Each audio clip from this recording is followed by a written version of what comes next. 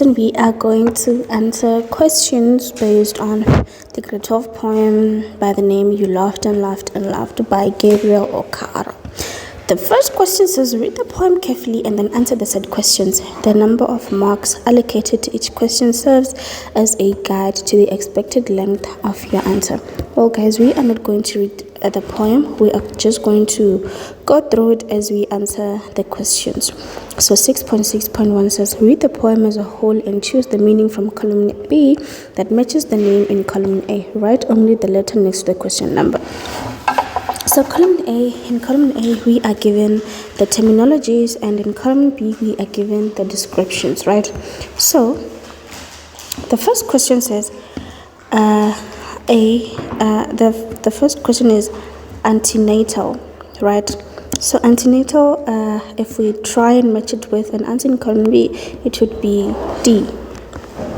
So 6.6.1, the answer to A is D. And then B says thawed, right?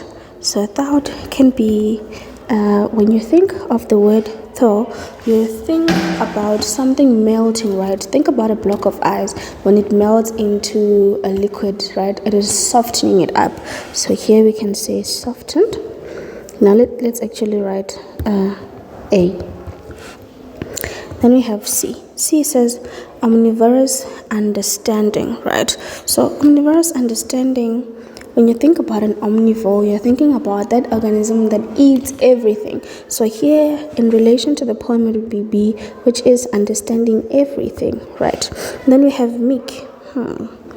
When we say something is meek, we are talking about the gentleness of it. So here would be E. Okay, moving on to 6.6.2, it says refer to the title of the poem and says, to whom does you refer? Well, it refers to the colonizers or the white men.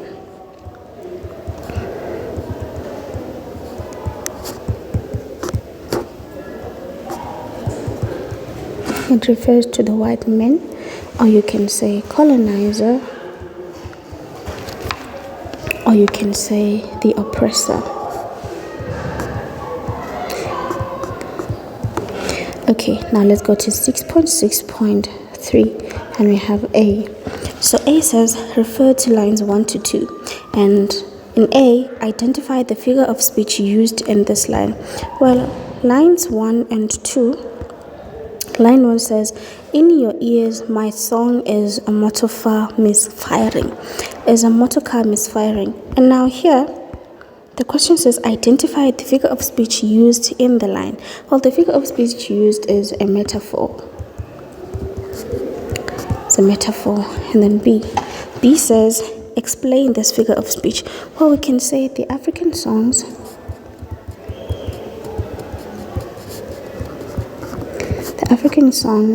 are compared to a misfiring car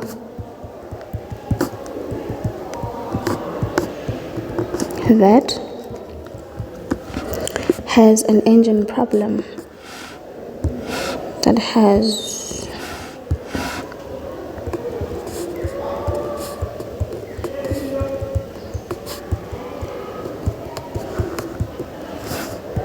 as they are loud and harsh, making an awkward noise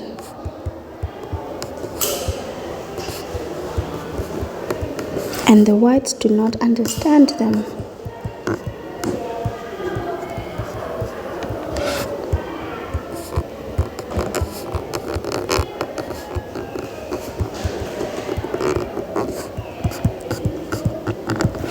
Okay, so that is the comparison between the misfiring car and the African songs, or the black Africans' voices, right?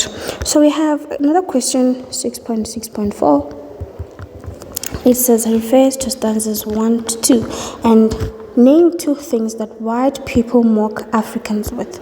Well, stanza 1 reads that In your ears, my song as a motive cough is misfiring, stopping with a choking cough, and you laughed and laughed and laughed. And stanza 2 says, in your eyes, my antenatal walk was inhuman, passing your omnivorous understanding, and you laughed and laughed and laughed. Well, we can say that they were mocked for their songs.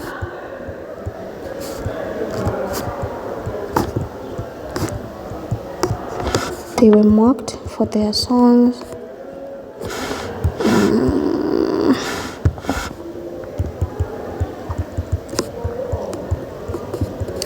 And they were mocked also for their walk. So let's say and walk. Right. Moving on to the next question. 6.6.5. It says, consider the poem as a whole and identify the tone that is evident in this poem. Well, we can say that the tone evident in this poem is an offensive tone.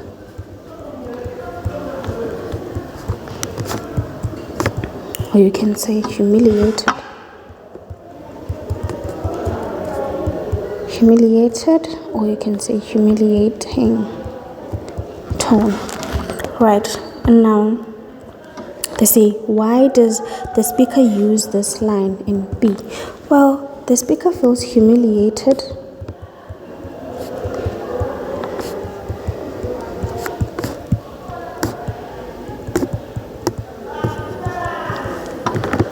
as the white man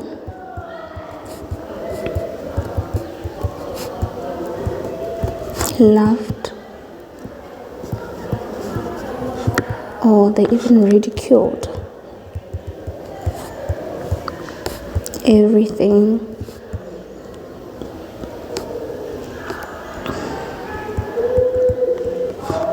that is of importance to him, such as songs, walk, and culture.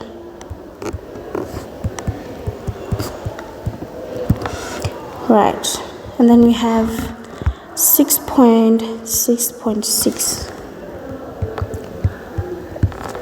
6.6.6 says, what is the white man's state of mind in stanza 10? Let us go to stanza 10. This is 1, 2, 3, 4, 5, 6, 7, 8, 9, 10. Okay, so stanza 10 reads that, so a meek wonder held your shadows, and you whispered, why so? And I answered, because my fathers and I are owned by the living warmth of the earth through our naked feet. Well, we can now say that the white man feels humbled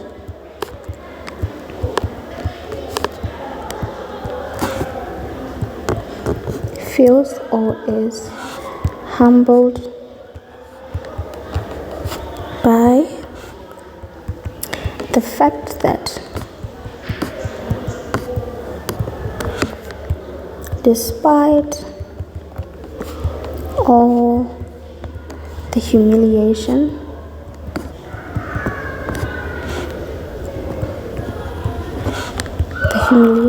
that he subjected the speaker,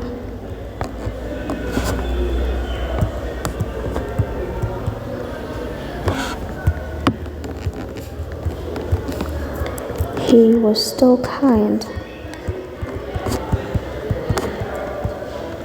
This means that after all the offensive things that the white man did to the black man still remained calm and peaceful. They did not try to get vengeance. They did not try to get revenge for whatever that the white men were doing. And that is how the white man was humbled by the black man's actions.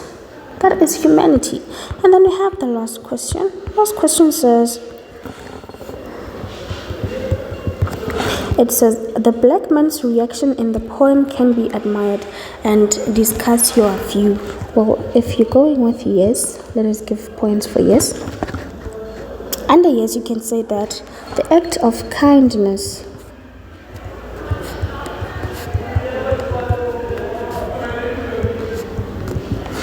act of kindness can melt a person's heart.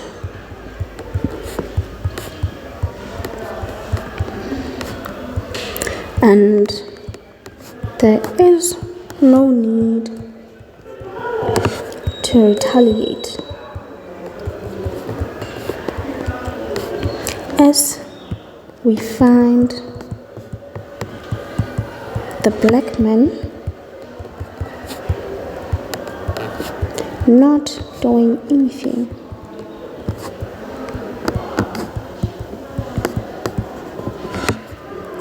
When the white man mocked him, but in the end,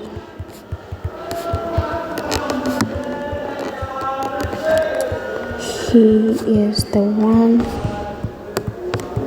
who is laughing.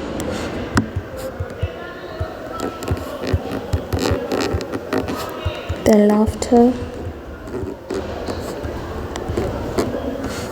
that is filled with warmth.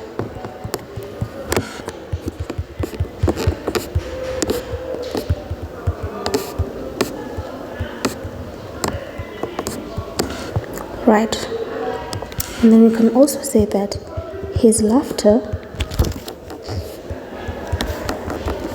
can be felt every way, because he is connected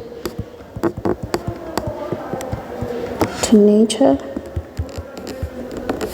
So, in a way, the white man is defeated.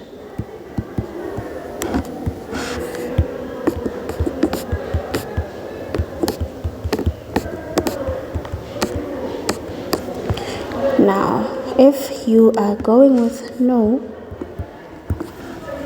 you can say that black people endured so much in the hands of the white people.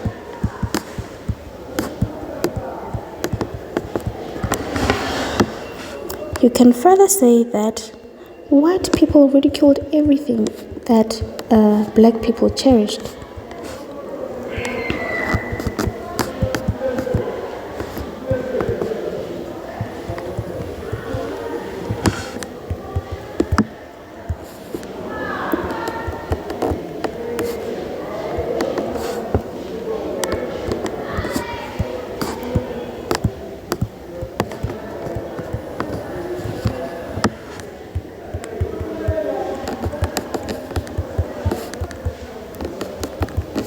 So white people ridiculed everything that mattered to black people, especially their culture, their songs,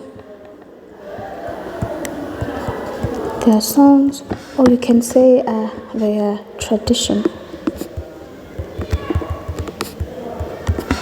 Yes, you can further indicate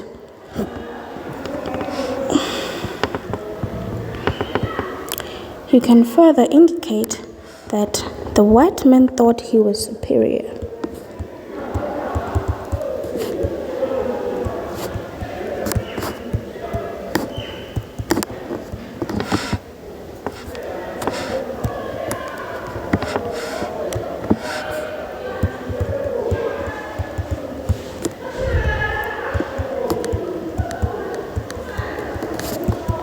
In such a way that he portrayed himself in an unruly manner.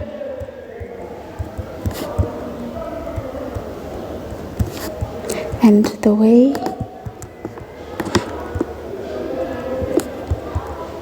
and the way that black people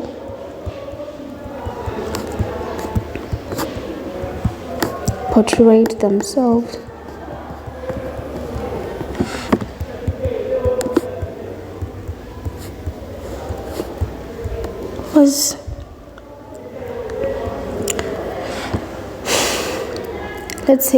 was just unimportant to him.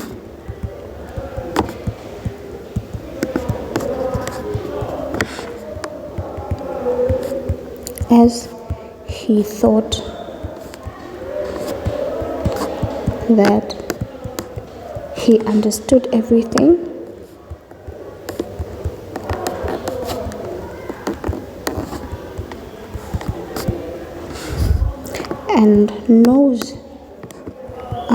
and knew everything,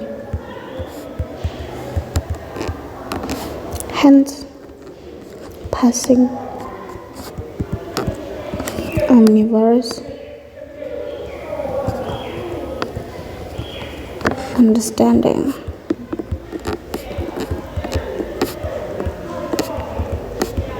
Right, so that is all about the poem You Loved and Loved and Loved.